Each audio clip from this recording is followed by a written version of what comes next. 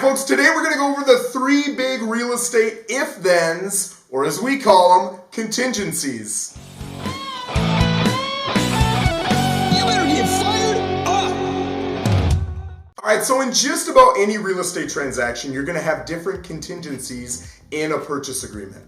A contingency is essentially somebody saying, if then, if this happens, if you do this, then I will purchase the property, right? So today I'm going to give you the three biggest contingencies that I see in a transaction to give you a little bit more knowledge base moving forward.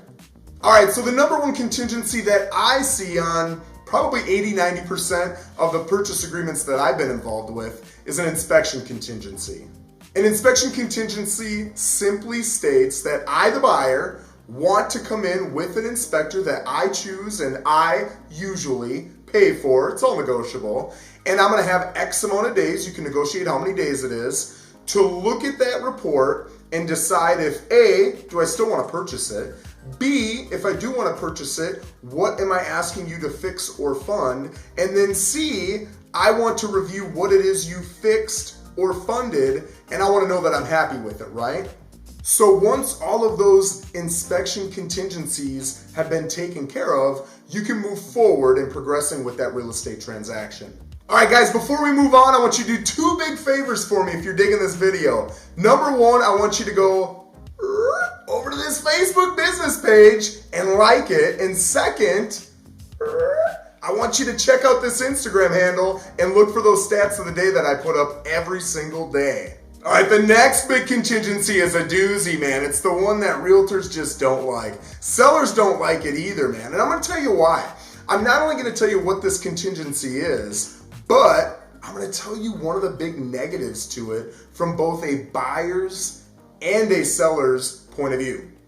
It's the sale contingency. So you, the buyer, own a house and you want to come buy house two. But in order to buy house two, you have to sell house one.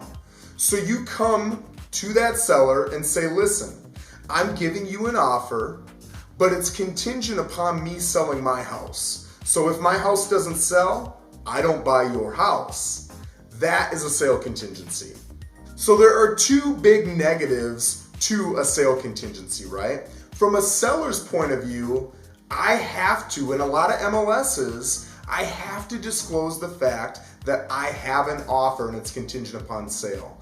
It's like an ugly stamp on my listing that lets every buyer and every buyer's agent know, I've already got something I like, now you've got to beat it. And it's not necessarily true. Maybe the seller would take a little bit less, or maybe they would sell and give them more time to close on it.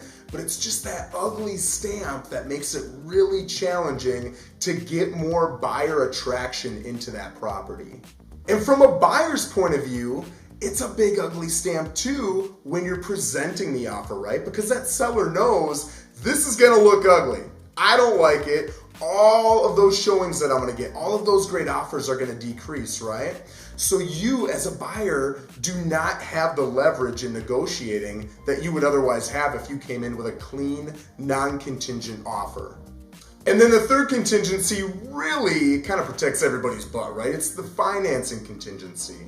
A financing contingency says, as long as I'm able to get the financing on the final day, I will close on this property. So if for whatever reason your credit changes, you lose your job, you, oh my gosh, go out and buy a brand new yacht, and it impacts your credit, income, whatever it is, that lender says, I can't give you the loan. You can turn around and to protect you, as bummed out as you are, you can look at the seller and say, I love your property, I'd love to buy it, but I have to use this financing contingency and I've got to walk.